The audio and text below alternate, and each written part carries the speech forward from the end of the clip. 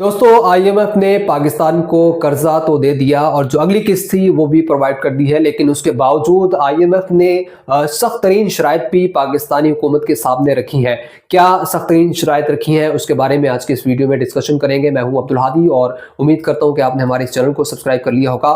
तो अगर आपने सब्सक्राइब नहीं किया तो जल्दी से सब्सक्राइब कर लीजिए और साथ लगे बेल आइकन को भी प्रेस कर लीजिए ताकि हमारी नई आने वाली वीडियोस आपको मिलते रहे। तो बात करते हैं कि आईएमएफ ने कौन सी शराइत पाकिस्तानी हुकूमत के सामने रखी है और उसके बाद ही जो कर्जा प्रोवाइड किया गया है और जो अगली किस्त जारी की गई है वो दी गई है। तो बात करते हैं कि जो अहम तरीन शराइत है उसमें हुकूमत को कहा गया है कि खाद पर, इसी तरह जो ज़रूरी अद्वियात हैं उस पर टैक्स और उस मुतालिक जो है वो शराइत रखी गई हैं। इसी तरह शुगर और सर्जरी आइटम्स पर टैक्स आयद करने के बारे में जो है आईएमएफ ने उनको मौजूदा हुकूमत को कह दिया है कि आपको जो खाद है, ज़रूरी अद्वियात है, शुगर है, इसी तरह जो सर्जरी आइटम्स है उस पर टैक्स के बारे में बात की गई है। इसी तरह दूसरा जो पॉइंट बताया गया है वो है खाद और ज़रूरी अद्वियात पर तकरीबन 5% टैक्स भी आयद किया जाएगा। इसी तरह जो फेडरल एक्साइज ड्यूटी आयद की जाएगी और हाई वैल्यू सर्जरी आइटम्स पर सेल्स टैक्स के ख़त्म करने के बारे में बात की गई है कि हाई वैल्यू सर्जरी जो आइटम्स होंगी उन पर जो सेल्स टैक्स होगा वो ख़त्म किया जाएगा।